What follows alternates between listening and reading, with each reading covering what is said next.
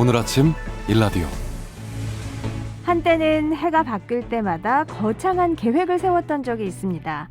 올해는 꼭 이만큼 모아야지. 올해는 꼭 어디에 붙어야지. 올해는 꼭 다이어트에 성공해야지. 올해는 꼭 해내고 말겠다는 굳은 결심은 오히려 부담이 되고 작심삼일이 되고 마는 경험, 저만 한 거 아니죠? 한 번씩은 다들 해보셨죠? 네, 새롭게 마음을 다잡는 일도 좋고 또 멋진 계획을 세워보는 것도 좋지만 그보다 중요한 건 내가 할 수 있는 만큼의 현실적인 계획을 세우고 얼마나 성실하게 우직하게 계속 해나갈 수 있느냐 하는 겁니다. 지금껏 그래왔던 것처럼 오늘 하루도 성실하게 쌓아나갈 여러분의 하루를 응원합니다. 1월 2일 토요일 오늘 아침 일라디오 시작하겠습니다. 저는 아나운서 이선영입니다.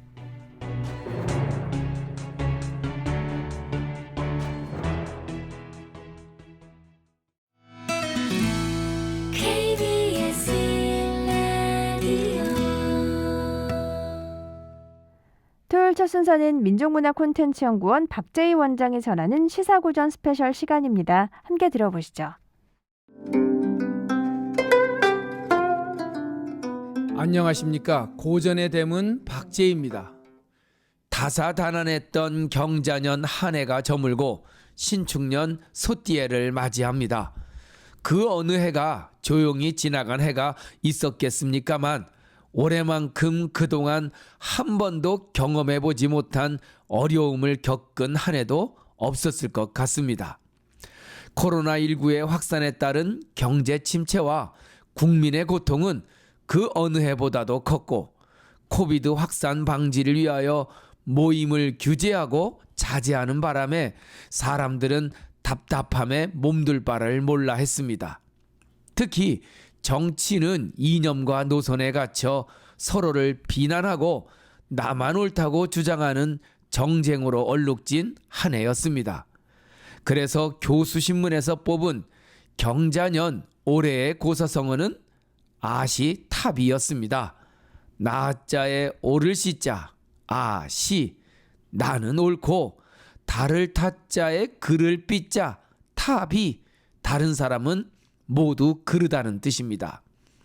아시탑이 나는 옳고 너는 그르다는 이 사자성어의 원전은 특별히 있지 않습니다. 아마도 1990년대 유행했던 내로남불, 내가 하면 로맨스고 남이 하면 불륜이라는 말을 한자어로 만들어 교수신문에서 제안한 것 같습니다. 교수신문에서 매년 올해의 사자성어를 발표하는 과정은 전문가들이 제안한 사자성어 중에 하나를 골라 투표하는 것이라 합니다.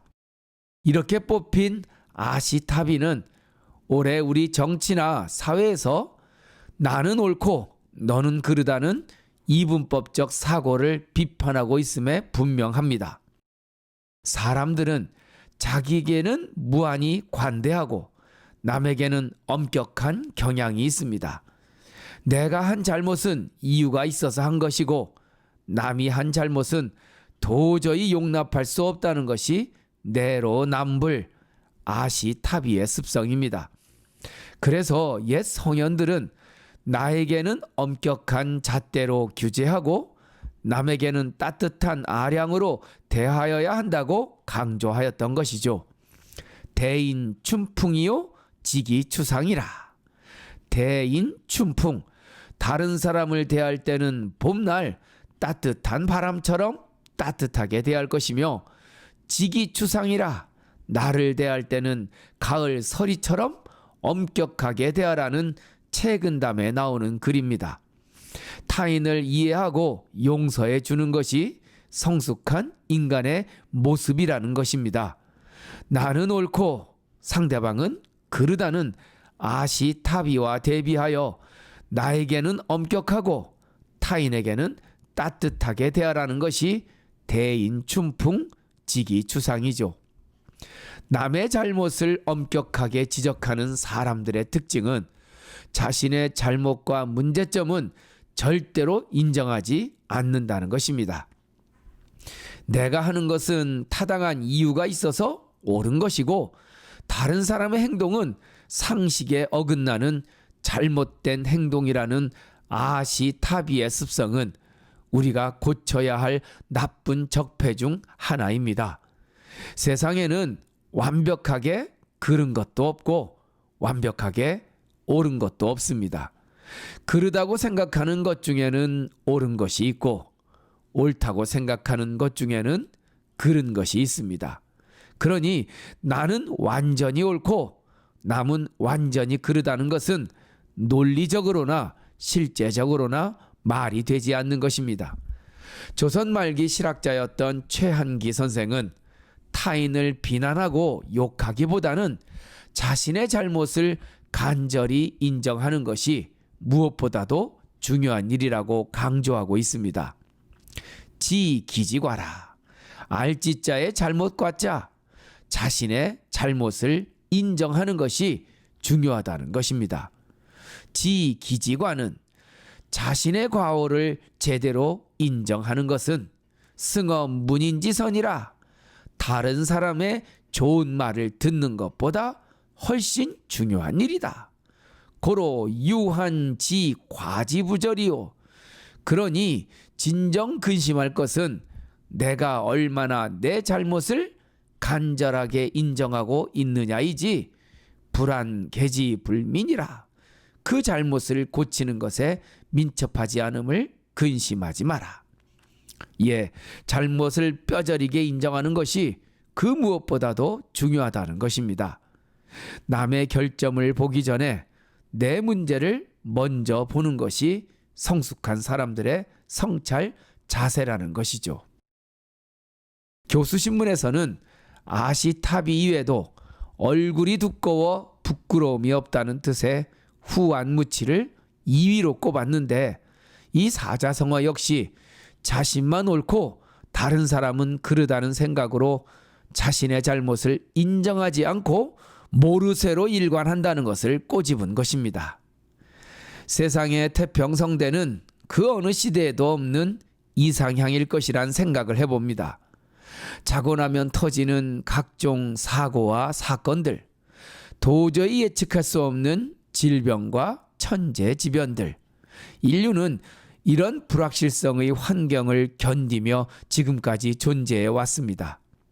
외부의 위협이 다가오면 어떤 방식으로든 막아내고 그 막아내는 과정에서 한 단계 더 발전하는 계기를 만들어 왔습니다.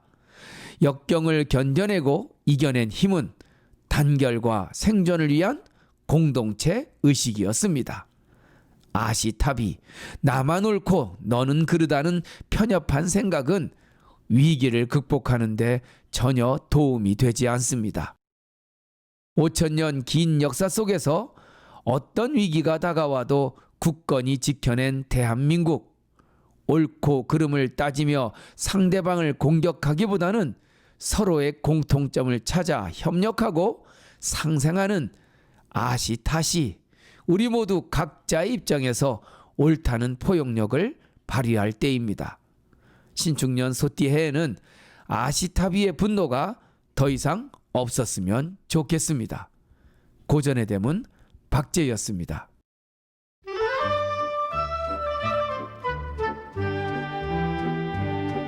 아침을 깨우는 정겨운 이야기가 있습니다. 매주 월요일부터 토요일 오전 6시 15분 KBS 오늘 아침 일라디오.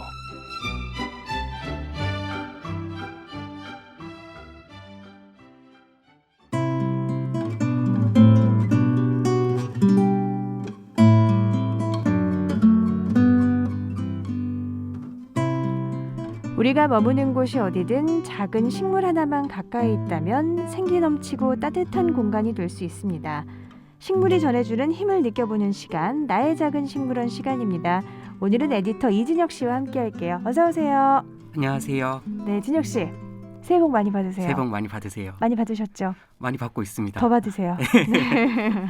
네. 새해 첫 시간이라 좀 따뜻한 식물 골라오셨네요. 그러게요. 작년에는 말까지는 별로 안 추웠던 것 같은데 갑자기 연말부터 추위가 많이 몰려왔잖아요. 네. 그래서 북극 한파가 몰려와가지고 2021년을 맞아서 좀 따뜻한 느낌을 전해드리고 싶어서 목화를 준비해왔습니다. 네, 목화는 좀 이불이 생각나죠. 이제 좀 무겁긴 해도 좀 따뜻하고 꽃집에 가면 그 목화송이 달린 가지를 그대로 팔기도 하고 저도 이제 겨울에 트리 장식할 때 생화로 만들 때는 꼭 목화를 넣기도 하거든요. 아, 이 목화송이 두세 개 달린 가지만 꽂아놔도 좀 집안이 따뜻해 보일 것 같은데 느낌도 좋고 그쵸?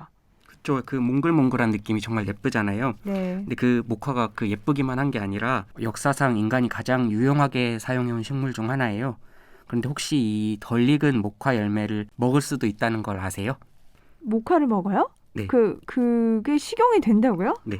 그 다래 아시죠? 네네. 그 청산별곡에 나오는 머루랑 다래랑 할 때 그 다래인데 덜 익은 목화 열매 맛이 달큰한 맛이 나는 다래랑 비슷하거든요.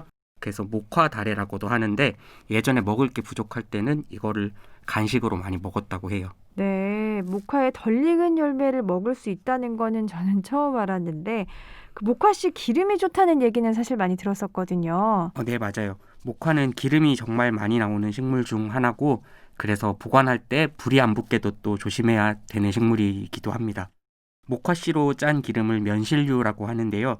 예전에는 참치 통조림에 이 기름을 쓰기도 했습니다. 그렇군요.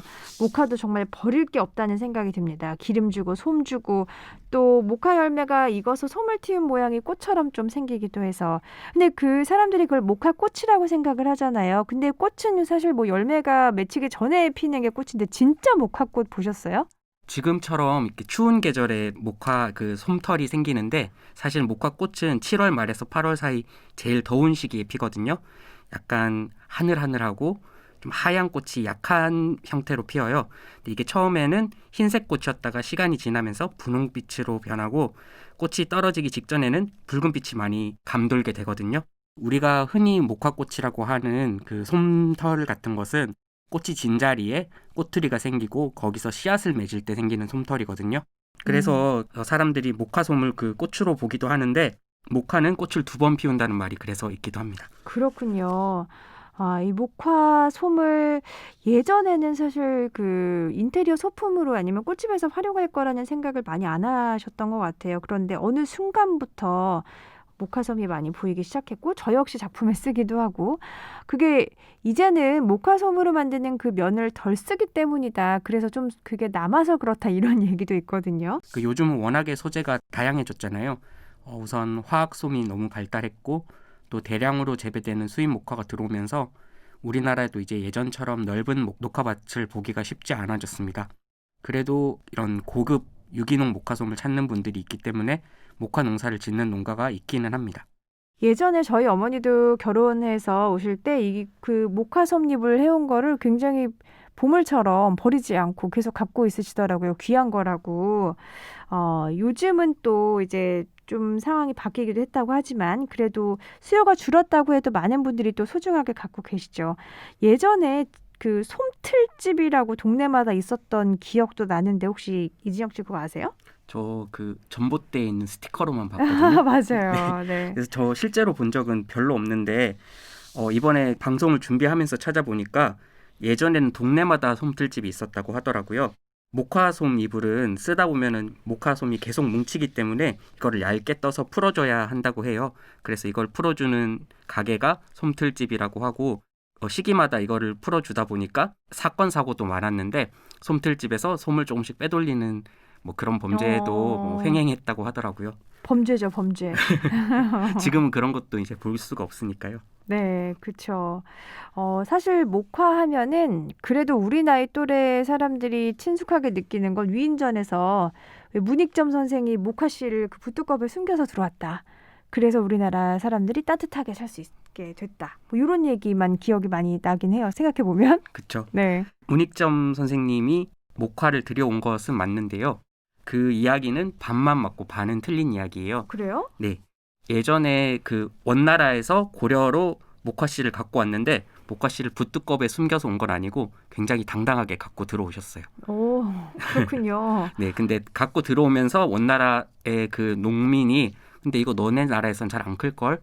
이라고 한 게 고려는 그때 굉장히 추운 지역이었기 때문에 목화는 따뜻한 지역에서 자라서 이걸 키울 수 없을 거라고 했는데 문익점 선생의 고향이 경남 산천이었고 거기는 그래도 우리나라에서 따뜻한 지역이니까 여러 개 갖고 온 씨앗 중에 딱 하나가 꽃을 피웠거든요. 그래서 그게 자라고 그리고 번식을 해서 한번대 목화가 되었습니다. 목화씨 하나에서 나온 그 목화 한 대가 우리나라로 퍼지기까지 문익점 선생의 공이 정말 큽니다. 우리나라에서는 그럼 일단 우리나라 환경에서 자라기 좀 힘든 식물이기는 하네요. 목화가. 목화가 그리고 종류가 굉장히 많은데 처음에 우리나라에 있었을 때는 아예 키울 수가 없어서 왕궁이나 뭐 절간이나 그런 데서만 발굴이 된다고 해요. 예전 면화는. 근데 중국산 면화가 들어오면서 이제 우리나라에도 조금씩 키울 수 있는 여건이 생겼다고 합니다. 그렇군요. 그렇게 피운 목화 한 송이가 우리나라 사람들에게 따뜻함을 전해주게 됐습니다. 그래서인지 정말 따뜻함의 대명사로 여겨져서 문학작품에도 많이 등장을 하는 것 같아요. 특히 그 겨울에 이 문학 작품에서 겨울과 목화솜 그리고 눈 같은 것을 병치해서 따뜻한 느낌을 자아내는데요. 저는 윤동주 시인의 눈이라는 시를 정말 좋아하거든요. 이거 잠깐 읽어봐도 될까요? 그럼요.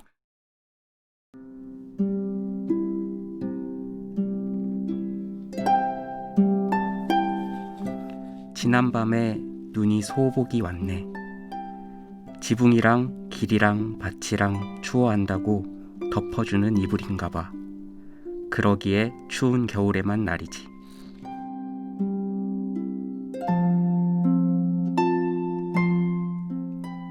이게 짧고 얼핏 동시처럼 보이는데 순수하고 따뜻한 원형을 잘 담은 시라고 생각을 하거든요.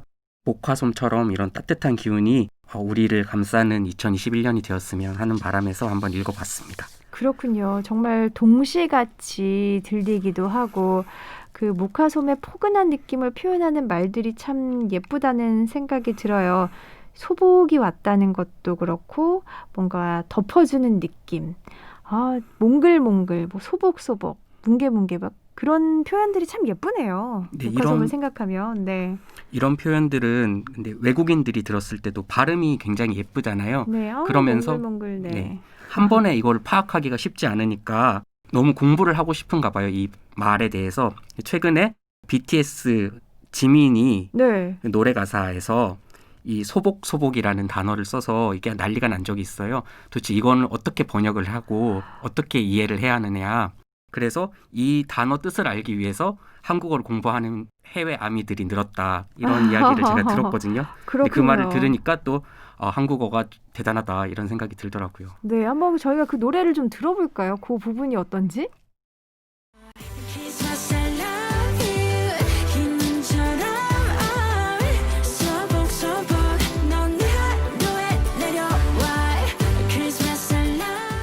우리 지민군이 또 이 한국어 국위 선양을 했군요. 이 소복소복을 근데 영어로 어떻게 번역을 하면 좋을까? 흰눈처럼은 알겠는데 와, 이 소복소복. 근데 발음하는 그 발음이 예뻐서 그대로 그냥 표현을 하고 그 느낌을 외국인들이 알 수 있어도 참 좋을 것 같아요. 참 인상적으로 들리네요. 해외 팬들도 이번 기회에 또 이 목화와 이 소복소복이란 단어로 우리나라 국어에 대한 관심이 더 늘었으면 좋겠습니다. 새해에는 흰눈이 이렇게 소복소복 내려 쌓이는 것처럼 좋은 일들이 좀 매일 소복하게 쌓여가는 날들이었으면 좋겠네요. 진혁 씨는 뭐 새해 소망 있어요? 저는 소복소복 쌓인 제 살들을 좀 덜어내는 한 해가 되었으면 좋겠네요. 네, 그렇습니다. 들으면서 소복소복 쌓인 살들에 저도 모르게 움켜쥐게 되는 곳이 있는데 네, 같이 한번 덜어냈으면 좋겠습니다. 새해 소망들 이렇게 저희처럼 함께 기원해보면 좋을 것 같네요. 나의 작은 식물원 에디터 이진혁 씨와 함께했습니다. 조심히 소복소복 쌓인 눈 밟고 잘 걸어가세요. 네, 감사합니다. 안녕히 가세요. 고맙습니다. 네.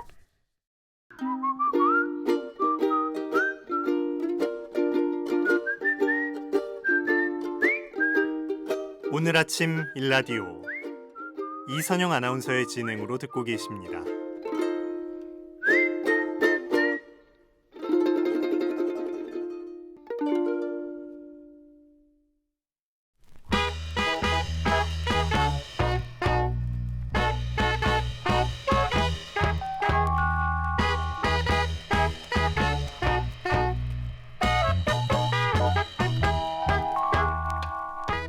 슬기로운 농촌생활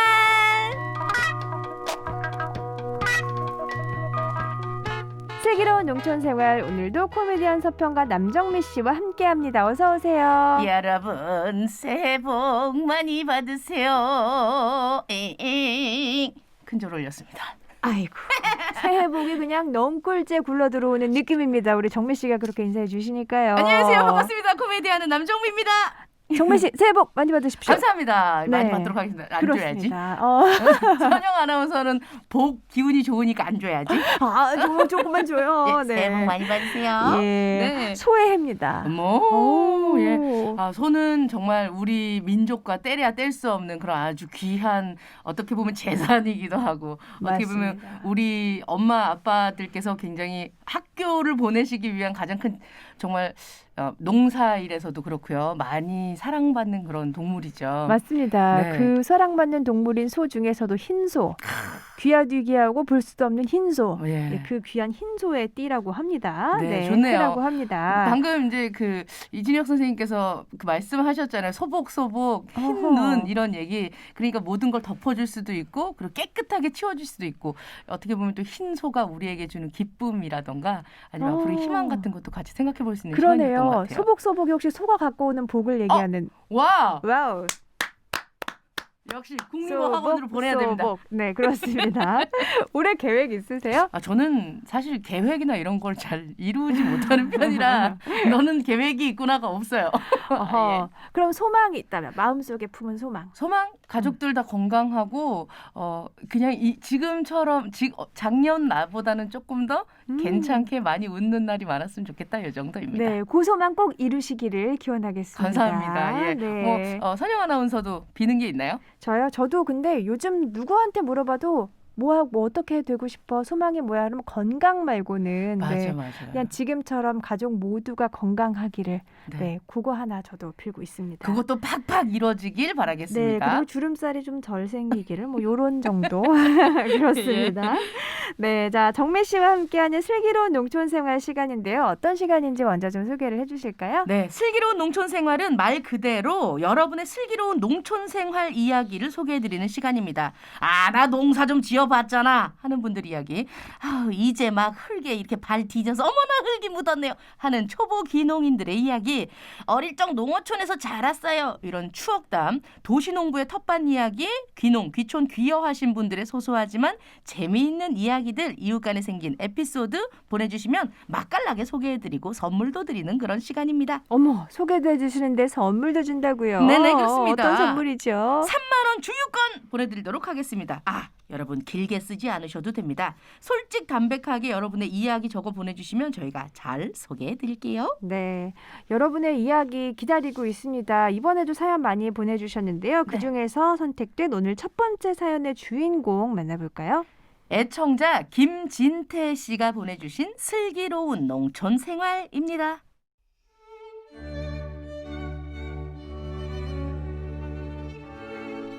대구에서 개인 사업을 하고 있는 40대 중반의 가장입니다. 몇 해 전에 달성군 외곽에 텃밭을 구입했습니다. 농사를 지어보고 싶어졌거든요. 주말마다 아내와 두 아이들을 데리고 밭으로 갔습니다. 뭘 심으면 좋겠노? 생각을 하다가 우선 묘목을 사다가 심었습니다. 가죽나무, 감나무, 그리고 약초나무를 심고 먹기 좋은 채소도 여러 가지 심었죠.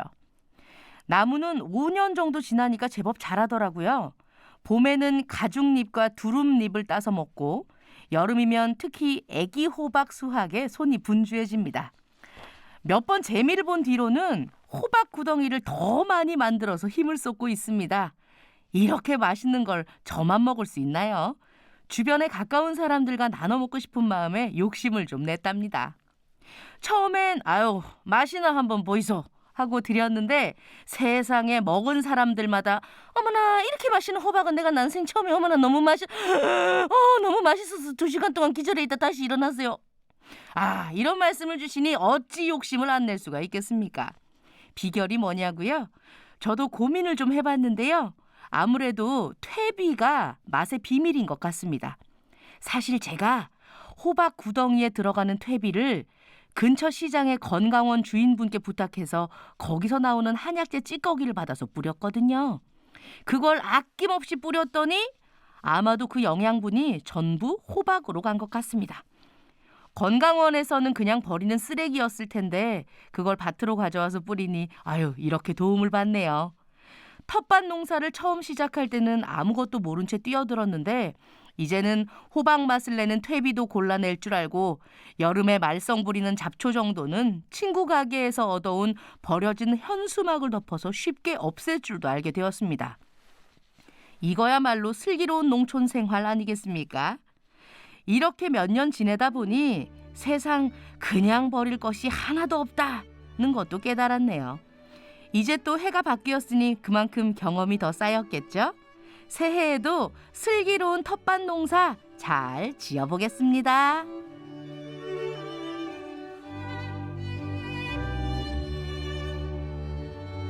애청자 김진태님께서 보내주신 오늘의 첫 번째 사연은 11호 슬기로운 농촌 생활이었습니다. 저는 들으면서 깜짝 놀랐습니다.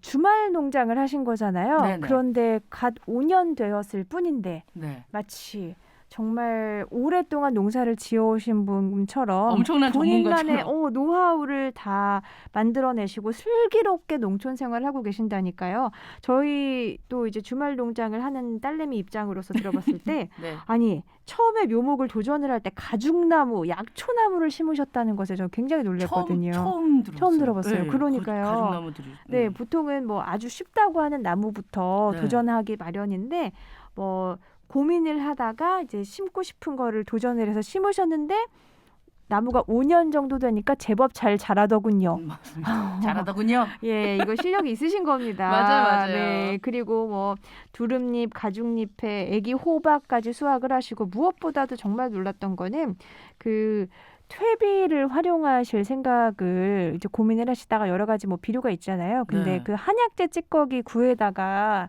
밭에다 뿌리셨으면 일단 찌꺼기를 버릴 수 있으니까 쓰레기 처리를 제대로 도움을 주신 거고 맞아요. 무엇보다도 한약재 찌꺼기가 이제 썩혀서 만들어진 퇴비를 먹고 자란 그 채소들은 얼마나 정말 영양이 많겠어요. 아니 진짜 이거 딱 호박 왜 우리가 애호박도 그렇고 조그만 호박 단호박도 그렇고 이거 호박 생각하면 그 맛이 있잖아요. 거기에 한약재가 플러스됐다고 생각하면 진짜 그냥 보약, 그거 보약. 뽑기만 해도 냄새만 맡아도 건강해질 것 같으세요? 아 정말 그런 느낌도 드네요, 진짜. 진짜로요. 예. 네, 게다가 그 여름엔 정말 잡초를 저도 이제 가수원 가서 봤는데 한 2주 정도 안 깎잖아요. 네. 정말 풀이 허리까지 올라와요. 진짜요, 예, 진짜. 정말 그걸 깎아내는 게 너무너무 힘든데 그래서 이제 비닐로 이제 그 과수 사이를 덮어서 잡초가 좀 안 올라오게 하시는데 그런 노하우 저희 부모님도 한참 있다가 나중에 알게 네, 되죠. 그렇죠. 이것도 보니까 예, 현수막 같은 거 잘못 날아가면 이렇게 날아가다 보면 보관 잘못해서 날아가면 그 길 도로가에도 막 이상하게 운전자들한테 굉장히 맞아요. 피해보고 하는데 이거 딱 현수막으로 딱 고정시키고 요거 이렇게 쌀 수 있게 한다는 것 자체도 굉장한 아이디어를 많이 내고 계신다 이런 생각이 듭니다. 맞습니다. 네. 그 약초 한약재 찌꺼기도 그렇고 또 이 버려진 현수막을 활용하시는 것도 그렇고 세상에 그냥 버릴 게 하나도 없다는 것을 이 농촌 생활을 통해서 깨달으셨다고 하고 저희도 또 그 이야기를 들으면서 또 다른 깨달음을 같기도 하네요. 세상에 그냥 버릴 건 하나도 없는 것 같아요. 맞아요. 예. 그렇습니다. 오늘도 이렇게 절대로 버릴 말이 없었던 아주 알토란같이 통통한 밀도 있는 그런 글이셨어요. 너무 고맙습니다. 감사합니다. 네. 자, 이제 코미디언 서평가 남정미 씨 등장하셔야죠. 안녕하세요. 남정미의 슬기로울 뿐. 김진태님께는 어떤 책을 좀 추천을 해드릴까요? 네, 지금 보니까 퇴비부터 시작해서 공부를 굉장히 많이 하시는 것 같아요. 그래서 우리 김진태님께는요. 이완주 선생님께서 쓰신 책 중에 흙을 알아야 농사가 산다라는 책이 있습니다. 이완주 선생님이 지금 그 식물 영양학으로 박사학위를 받으신 분인데요. 따로 귀농 아카데미도 운영을 하시면서 이런 소스를 많이 주고 계신데 이 책에 보면 퇴비에 관련된 흙 속에 사는 것들에 대한 얘기, 퇴비에 관한 얘기들 이런 궁금증들이 굉장히 많이 녹여져 있습니다. 이거 보시면 훨씬 더 많이 키우실 수 있고 훨씬 더 맛있는 걸 키울 수 있지 않나 하는 생각이 듭니다. 네. 흙을 알아야 좋겠어요. 농사가 산다. 네. 흙을 알아야 농사가 산다 추천해 드립니다. 네. 김진태님께는 또 저희가 준비한 선물도 보내드릴게요. 오늘 보내주신 사연 고맙습니다. 감사합니다. 노래 선물 함께 보내드려요. 한대수의 행복의 나라로 듣고 오겠습니다.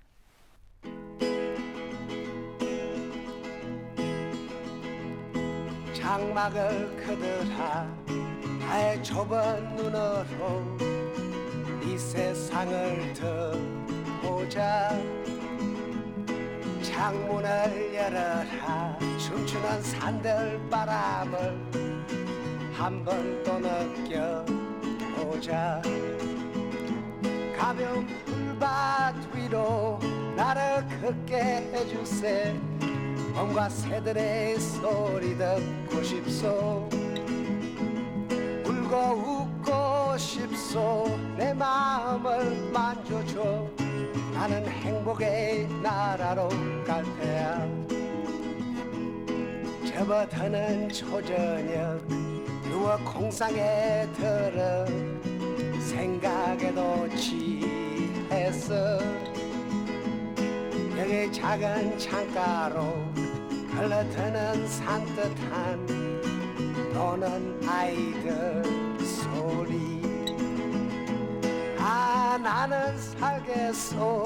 태양만 비친다면 땅과 하늘과 바람 안에서 비와 천둥의 소리 이겨 춤을 추겠네. 나는 행복의 나라로 갈 테야.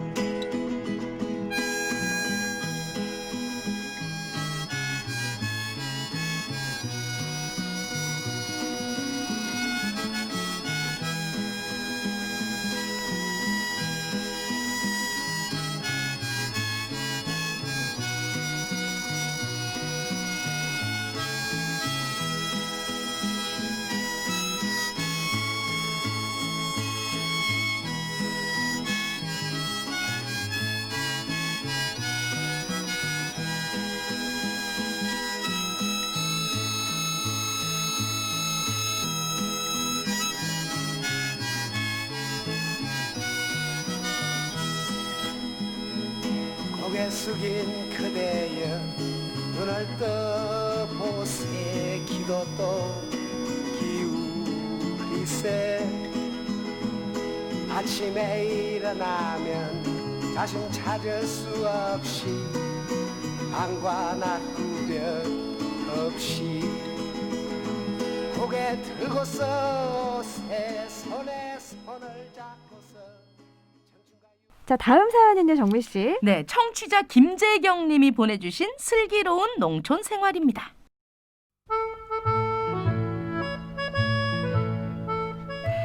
올해로 벌써 귀농 15년 차에 접어든 시골 농부입니다. 처음 귀농을 계획할 때는 단순히 한적한 곳에 가서 유유자적 살고 싶다라는 마음이 컸습니다. 그런데 이제와 돌아보니 그렇게 간단하게 생각했던 제 자신이 너무 아무것도 몰랐다라는 생각에 웃음이 나네요. 해가 바뀌면서 귀농 귀촌 계획하시는 분들 많으실 거라 생각합니다. 그래서 제가 조금 먼저 귀농한 입장에서 몇 가지 말씀 좀 드리고 싶어서요. 일단 시골살이를 하려면 맥가이버가 되어야 한다라는 생각으로 오셔야 합니다.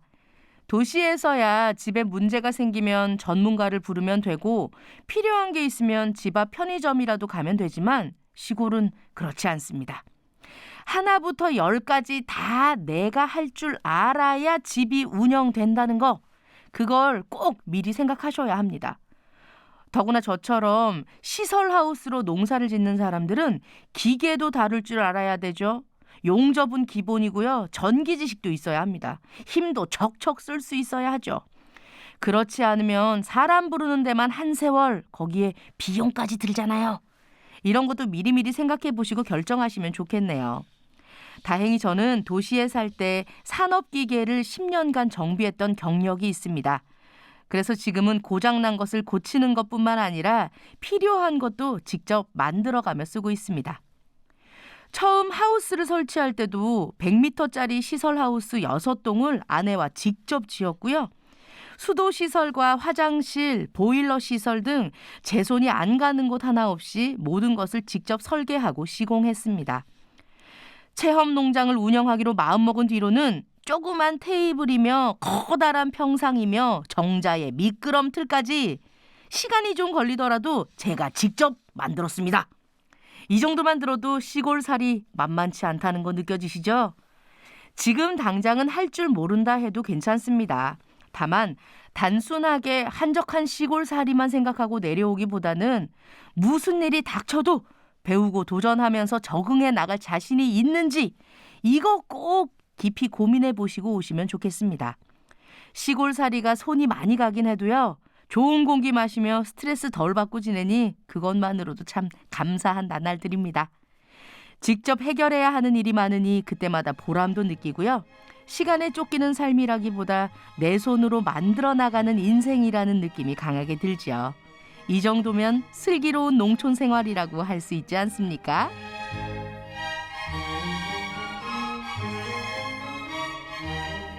슬기로운 농촌 생활 12호 김재경님의 사연이었습니다. 네. 아 정말 그야말로 준비된 귀농귀촌인이라고.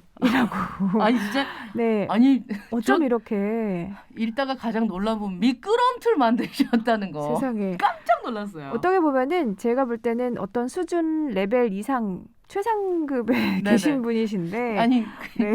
거기 이제 주변 분들이 돈 주고 의뢰해서 업자부를 좀 부르신 것 같다는 생각이 드는데. 네. 주변의 이웃들에게도 정말 도움을 많이 주실 것 같고요. 야, 진짜. 그리고 무엇보다도 저는 그 김재경님께서는 손재주도 있으시지만 그 본인의 성향도 네. 이런 것들을 스스로 만들고 스스로 문제를 해결하는 걸 즐거워하시는 성향이신 것 같아요. 맞아요. 그 시골살이를 하려면 아무래도 자연이 스스로 자라듯이 네. 우리 집도 그 안에서 정말 주변에 뭐 편의점 마트가 가깝게 있지 않기 때문에 맞아요, 자급자족을 해야 되는 분들이 많잖아요. 네네. 그걸 이렇게 김재경님처럼 즐겁게 생각하고 내 손으로 해결하는 걸 당연하게 생각하셔야 그래도 시골살이가 더 기쁘고 좀 평안하게 갈 수 있을 텐데 네네. 이것도 없어? 이것도 안 돼? 이건 누가 해줘? 이렇게 맞아, 불만만 갖다 보면은 네. 아무리 좋은 공기가 있고 정말 새소리가 들려도 모든 게 스트레스로 다가올 수밖에 없을 것 맞습니다. 같아요. 그 보면 저 전원 생활 즐기려고 뭐 그 이제 전원 주택 사신 분들이 제일 많이 애로를 표현하시는 부분이 그 부분이라고 해요. 이거 막혔는데 여기 오시려고 하면 돈도 비싸고 그리고 이 수도관 온 것도 해야 되고 풀도 뒤도 뽑았다가 뒤로 돌면 다시 또 자라있고 아이고 이거 너무 힘듭니다 이렇게 말씀하시는데 그 얘기도 해주시는 것 같아요. 맞아요. 예. 그래서 보통 이제 은퇴를 하고 농촌 생활 하러 가실 때 그 제일 다툼이 있는 게 이제 그런 부분이라고 하세요. 네네. 예를 들면 남편께서는 가서 좀 자연을 만끽하자 하고 했는데 어머님들은 아니 그러면 뭐 마트는 어떻게 하고 그래, 뭐 맞아요. 편의 시설이 없는데 그래서 이제 서로 부딪히는 부분이 물론 네, 많이 있다고 합니다. 사실 저희 집도 귀농하실 때 아버지께서는 이거 귀농하면 이렇게 가야지, 굉장히 가야지. 꾸미기 부풀어 사셨는데 엄마가 아니 지금 병원 제일 가까워야 할 나이에 병원 병원도 제일 없고 먼데 미용실도 들어가면 없고 뭐 이렇게 맞아요. 근데 생각을 진짜 하면 대단하신 게 100m짜리 100m면 진짜 엄청 긴 거잖아요. 아. 시설 하우스 6동을 직접 지으셨고. 네. 아내께서도 함께 이제 진짜. 지었다고 하시는 걸 네. 보면은 성향도 비슷하시고 맞아. 손재주도 있으시고 예. 두 분이 이제 부지런하게 이런 일을 즐기시는 것 같아요. 맞아요. 앞으로도 이렇게 즐겁게 그 귀촌 생활, 시골살이 잘 이어가셨으면 좋겠습니다. 12호 사연 보내주신 김재경님께도 저희가 선물을 보내드려야겠죠? 네, 그렇습니다. 네. 김정임께도 선물 보내드리도록 하겠습니다. 네, 슬기로운 농촌 생활 많은 분들이 사연을 보내주고 있으신데요. 어떻게 또 참여를 하면 될까요? 네, 참여 방법 안내해드리겠습니다. 지금 인터넷 포털 사이트에 오늘 아침 일라디오 검색해서 들어오시면 슬기로운 농촌생활 바로가기라고 있습니다. 그것만 누르시면 바로 게시판으로 연결됩니다. 여러분의 슬기로운 농촌 이야기 뭐든지 좋으니까요. 많이 많이 보내주세요. 기다리고 있을게요. 새해에도 여러분의 많은 참여 기다리겠습니다. 그렇습니다. 홈페이지 사용 어려우신 분들께도 주소를 알려드려야겠죠? 네, 서울특별시 영등포구 여의공원로 13 한국방송공사 1라디오 오늘 아침 1라디오 담당자 앞 이렇게 써서 보내주시면 되겠습니다. 그렇습니다. 여러분의 슬기로운 농촌 생활 이야기 저희가 많이 많이 기다리고 있겠습니다. 네. 정미 씨 오늘의 슬기로운 농촌 생활 함께하고 어떠셨어요? 저는 진짜 시간의 어떠한 흐름이 주는 자연의 이치를 느끼고 계신 분들의 사연을 받아서 너무 좋았어요. 억지로 되는 게 없잖아요. 그러니까 순서가 있고 때가 있고 한데 그거에 대한 중요성을 말씀해 주셔서 저 또한 올 신축년을 살아가는데 간직하고 있어야 될 교훈이다 생각하면서 감사히 들었습니다. 네, 네. 저도 역시 두 분의 사연을 들으면서 어떤 부지런함을 장착한 두 분의 이야기를 들은 것 소. 같아서 예, 반성하며 2021년도에 네. 저 역시 좀 부지런함을 탑재해 보겠다라는 생각을 한번 해봤습니다. 네. 네, 오늘 즐거웠고요. 정미 씨, 저희 다음 시간에 또 만날게요. 네, 고맙습니다. 고맙습니다. 저도 여기서 인사드리겠습니다. 새해 첫 주말인데요. 안전하고 건강하고 편안한 주말 보내세요. 오늘 아침 일라디오 지금까지 아나운서 이선영이었습니다. 고맙습니다.